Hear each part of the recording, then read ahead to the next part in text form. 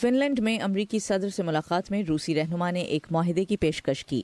Vladimir Putin نے کہا کہ امریکی انتخابات میں روسی مداخلت کی تحقیقات کی قیادت کرنے والے اسپیشل کاؤنسل رابرٹ ملر ان 12 روسیوں کی تفتیش کے لیے روس آ سکتے ہیں جن پر فرد جرم عائد کی گئی ہے، مگر بدلے میں کرملن کی طرف سے بھی 11 ایسے امریکیوں کی تفتیش کی جائے گی جن پر روس کو غیر قانونی سرگرمیوں میں ملوث ہونے کا شبہ ہے۔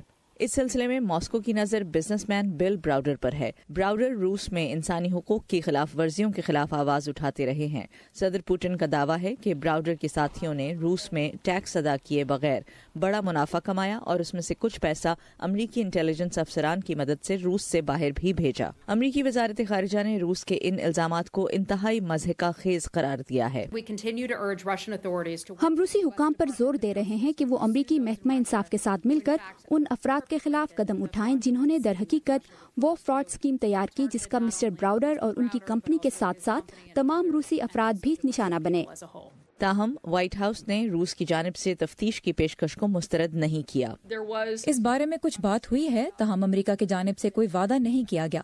صدر اپنی ٹیم سے اس بارے میں بات کریں گے اور اگر کوئی اعلان ہوا تو آپ کو مطلع کر دیا جائے گا۔ روس کچھ امریکی قانون سازوں، سیکیورٹی افسران اور سفارتکاروں سے سوالات کرنا چاہتا ہے۔ ان میں روس کے لیے سابق امریکی سفیر مائیکل میک فال بھی شامل ہیں۔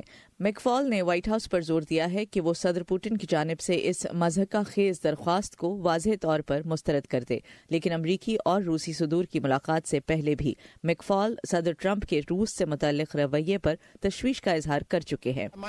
مجھے سب سے زیادہ ڈر اس بات کا ہے صدر ٹرمپ ولادیمیر پوٹن کے ساتھ حد سے زیادہ دوستانہ رویہ رکھیں گے اور ان کی حد سے زیادہ تعریف کریں گے۔ صدر ٹرمپ نے اس قسم کی تنقید کو مسترد کر دیا ہے۔ کسی بھی صدر نے روس کے خلاف اتنا سخت رویہ نہیں اپنایا جتنا میں نے۔ آپ کو چاہیے کہ اعداد و شمار پر نظر رکھیں، یہ دیکھیں کہ ہم نے کیا کیا ہے، کس قسم کی پابندیاں عائد کی ہیں۔